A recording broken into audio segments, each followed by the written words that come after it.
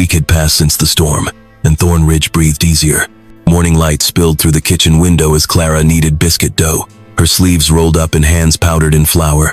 Outside, the frost of early spring clung to the fence rails like a final echo of winter.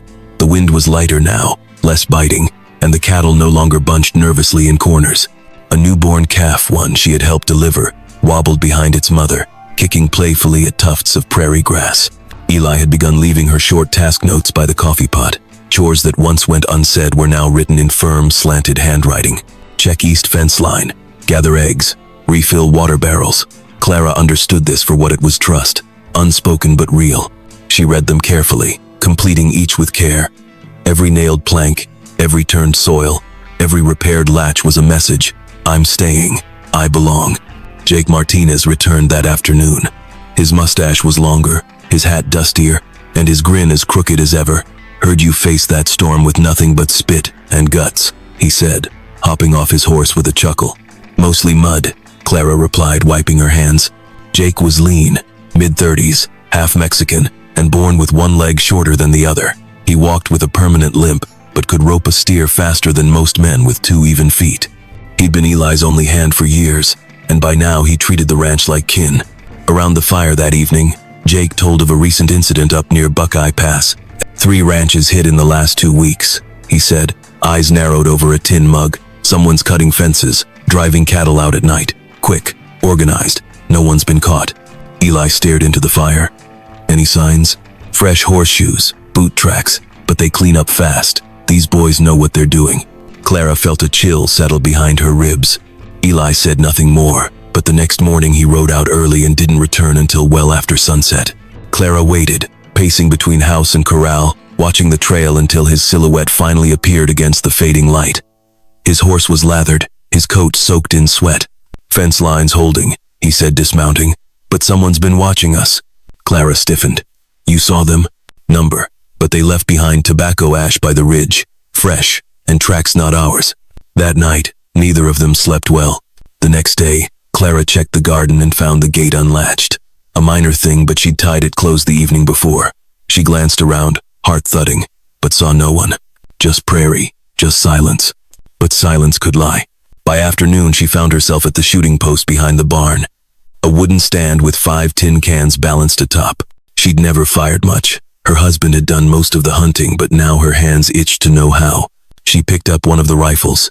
Heavy, worn grip, Eli's initials carved near the stock. Finger off the trigger till you're ready, came a voice behind her. Eli stepped out of the shadows of the barn, arms crossed, expression unreadable. I wasn't, she began. He raised a hand. It's all right. I should have taught you sooner. He moved beside her, calm as a man reading a map. Feet shoulder width. Lean forward a little. Grip firm but don't choke it. Squeeze, don't pull. She nodded. The first shot missed wide, kicking dust. The second clipped a can. The third sent it spinning. Clara smiled, this Beta herself. You got grit, Eli muttered, then added quieter. We might need it. By sundown, Jake returned from town with more news. Sheriff Dawson says one of Thatcher's steers turned up butchered out near Dry Gulch. No branding iron, no hide, just meat stripped clean. Clara's throat tightened. That's not just theft. No, Jake said, that's a warning. The wind picked up again that night. Not a storm, but something hungrier. It whistled through the trees like it carried voices. Clara sat by the window long after dark, watching the barn, the hills, the shifting shadows that might have been wind or might have been riders. At Thorn Ridge, danger no longer wore spurs or shouted through the front gate. It watched, it waited, and Clara May, once a farmer's wife and nothing more, found her fingers curling a little tighter around the grip of a rifle. The first shot rang out just past midnight. Clara sat up in bed before she was fully awake, her fingers clutching the quilt, heart pounding against her ribs. The sound echoed through the stillness like a bell in a graveyard, sharp, unnatural, and final. Another shot followed, then a muffled yell. She sprang from the bed and rushed to the window. The sky was dark, no moon, only stars veiled behind a high bank of clouds. But beyond the barn, in the fields near the east fence line, orange flickers licked the air. Fire. Controlled for now. Not from lightning. Not from carelessness. They're here. Clara grabbed her boots and pulled them on without stockings, the cold floor biting into her soles. She threw on her coat, snatched the rifle from behind the door, and ran into the yard. Jake met her halfway from the bunkhouse, revolver in hand, his shirt half-buttoned, breath steaming. "They're after the cattle," he said, already moving. 4 or 5 of them came through the north slope, past the creek, cut the fence clean. "Where's Ellie?" Clara asked. "He's got eyes on the herd. Told me to loop behind. You stick close to the barn." "I'm not hiding," she snapped. Jake grunted. "Didn't say you were." Then he vanished into the dark like a ghost with a limp.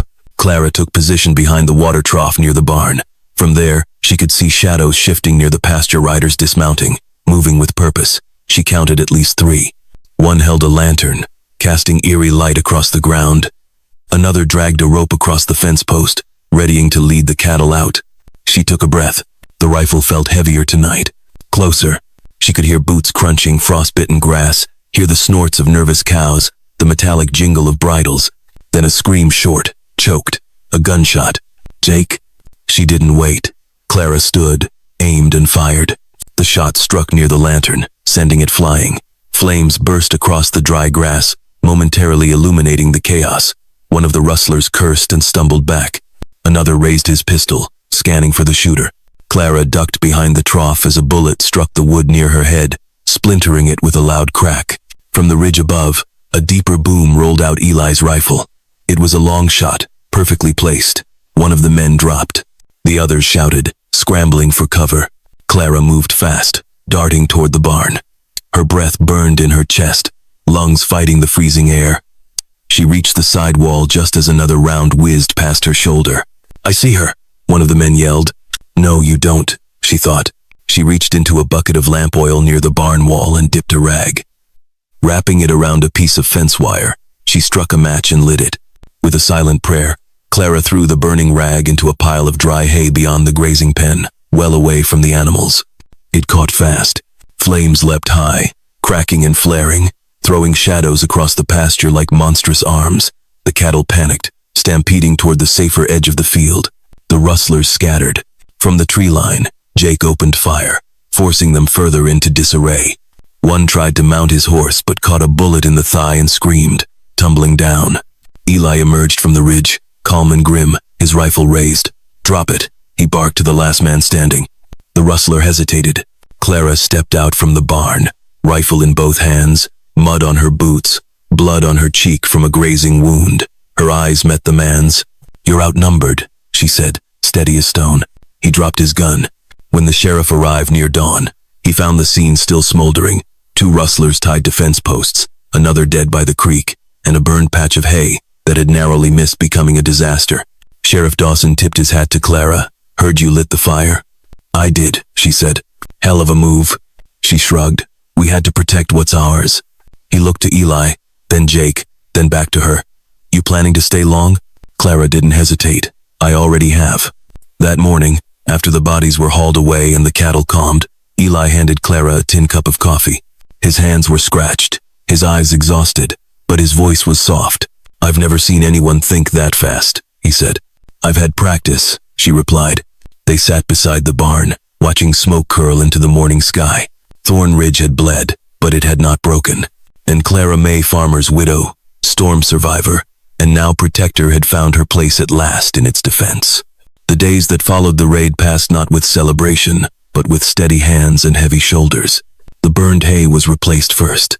Clara helped rake out the charred ground and spread new bales brought in from a nearby ranch. Eli worked beside her, barely saying a word, but his silence no longer felt cold. It felt shared. Every post they reset, every fence they restrung, was done as one like the land, and the bond between them was being rebuilt together. Jake had taken a grazing wound in the side, but he refused to rest. "Can't let the rustlers think we're limping," he'd grumble, tightening his belt above the bandage. Clara kept him well fed, and occasionally tricked him into resting with warm cider and strong words. The sheriff came by twice, but there was little to report. The 2 surviving rustlers were locked in Millerville's tiny jail. The third, the one Eli shot, was buried near the creek, marked with a simple cross and no name. Eli insisted. "Every man deserves a grave," he said, quiet and firm. One afternoon, Clara found herself alone in the old garden again. The thaw had begun. The last frost was lifting from the earth, and beneath the dead vines, tiny shoots of green were breaking through.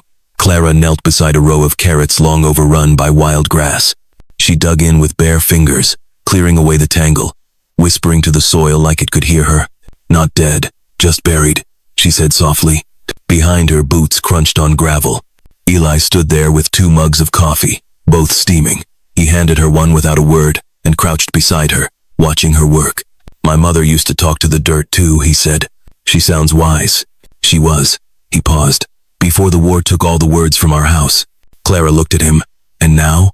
Eli stared at the sprout in her hand. "They're coming back. Slowly." They sat in the dirt for a long while. Neither of them drank their coffee until it was cold.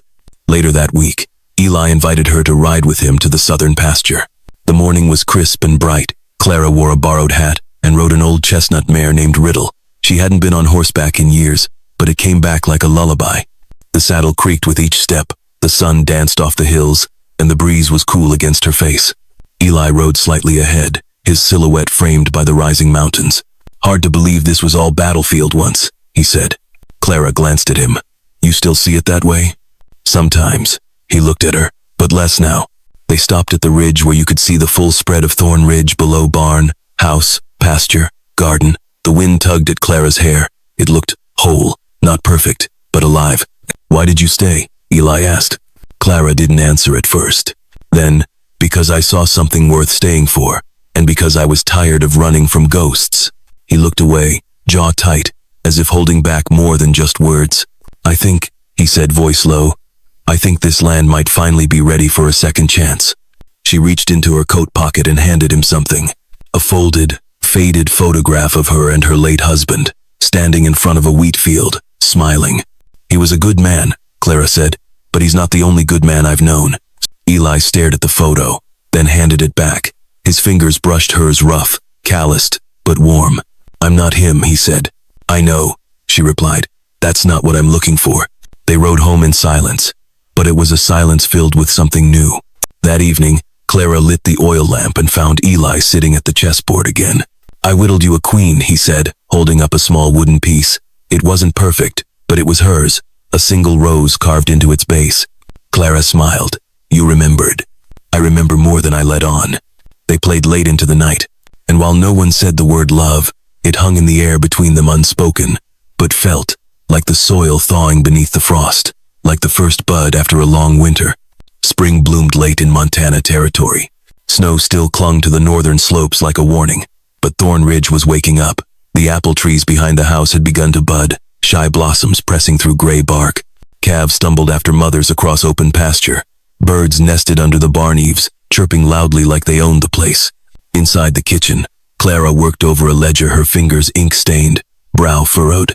Columns of numbers stretched down the page, neat and tight, each one representing a choice: fence posts, new tools, livestock feed, extra seed. Eli stood beside the stove, arms folded, watching her. "You really trust me with the purse strings?" she asked without looking up. "You've earned more than that," he said. "Besides, I hate math." She smirked and dipped the quill again. They were planning the future now out loud, on paper, in action. Clara had suggested expanding the breeding stock and hiring 2 extra hands before summer. Eli, ever cautious, took convincing. But he listened, and more importantly, he considered. By April's second week, they'd signed a contract with a cattle supplier out of Bozeman. Jake rode with the payment, Clara's tidy math and confident voice having won the terms. That night, Eli and Clara sat on the porch, mugs of coffee in hand, watching the last light settle across the land. "You ever think you'd start over?" he asked. Clara blew on her drink. "I thought I was too tired, too old, too broken. And now, I feel planted, like something might actually grow again." Eli didn't respond right away. Then, slowly, he reached over and touched her hand. Just a touch, no words. She didn't pull away. The next morning, they walked the fields together. Eli showed her a dry gully near the west slope. "We could build a dam here," he said. "Create a reservoir, maybe even dig irrigation lines." Clara tilted her head. "How long has that idea been stuck in your throat?" "Since before the war." She smiled. "Let's dig." They started that afternoon. Clara shoveled alongside Eli, sweat beading at her temples, dirt smudging her shirt. It was hard work, unforgiving, like all honest labor, but it was good, and it was theirs. Jake returned 3 days later with the cattle, 2 ranch hands, and stories from town. "They're talking about Thorn Ridge," he said, grinning. "Say the ghost ranch came back to life. Sheriff Dawson asked if you were hiring deputies." Eli snorted. "I'd rather hire a second rooster." But Clara saw something shift in him, a small, quiet pride. They hosted a supper that Sunday, just the 5 of them. Clara, Eli, Jake, and the 2 new hands. Will and Ezra, both young, eager, and full of questions. Clara cooked venison stew with cornbread, poured strong coffee, and for the first time since arriving, she laughed loudly, openly, with warmth that surprised even her. Will asked how she came to the ranch. "I followed the dust and stayed for the fight," she said, raising her cup. That night, long after the others turned in, Eli lingered in the kitchen while Clara dried the dishes. "You said once you were tired of running," he said. "I was. I haven't run since the war," he said. "But I stopped building, stopped hoping, until you showed up." Clara set down the cloth. Eli stepped forward, slowly, deliberately. He took her hand again, but this time, he didn't let go. "I don't have much," he said. "Just this land and my word." She met his eyes. "That's more than most." He hesitated, then pulled something from his pocket. A small silver ring, handmade, the band rough but honest. Inside, scratched with careful care, were the initials, C+E. "Clara May, would you stay? Not just the work, not just the land. Stay with me." Clara didn't speak. She reached for the ring, turned it in her fingers, felt its weight not of silver, but of all they had survived. "Yes," she whispered. And though no one else saw it, Thorn Ridge glowed that night beneath the stars, no longer haunted, no longer hollow, a home being born. The wedding was to be held beneath the apple trees. No preacher, no choir, no guests save for Jake, Will, Ezra, and a small calf that refused to be herded elsewhere. Clara stood in her Sunday dress, one she'd mended by hand the night before, and held a bouquet of wild lupine and sage picked from the hill behind the barn. Her hair was braided back with a ribbon Eli had once found tucked in a kitchen drawer, blue, frayed, familiar. Eli wore a clean shirt, and the same boots he'd worn through war and storm. His hands, rough as ever, trembled slightly as he buttoned the collar. In his breast pocket, wrapped in cloth, was the silver ring he had carved under lamplight while Clara slept. They didn't rehearse vows. They didn't need to. When the moment came, Clara stepped forward and placed her hand in his. The trees above swayed gently, scattering white blossoms like snow. A breeze carried the scent of dust and distant pine. Jake stood off to the side, eyes misty. Will and Ezra stood still as fence posts. "I never dreamed of this," Clara said softly. "Neither did I," Eli replied. "But we built it anyway." He slipped the ring on her finger, and she smiled not just with her lips, but with her entire being, a smile born of ashes and hard earth and second chances. They kissed under open sky. No fanfare, no music, just 2 hearts choosing each other on land that had once been silent and broken, now stitched together by sweat, soil, and a promise spoken without words. Thorn Ridge became Clara May Ranch that very day, and in the seasons that followed, good harvests, hard winters, wild colts, and quiet mornings, they never stopped rebuilding. Together,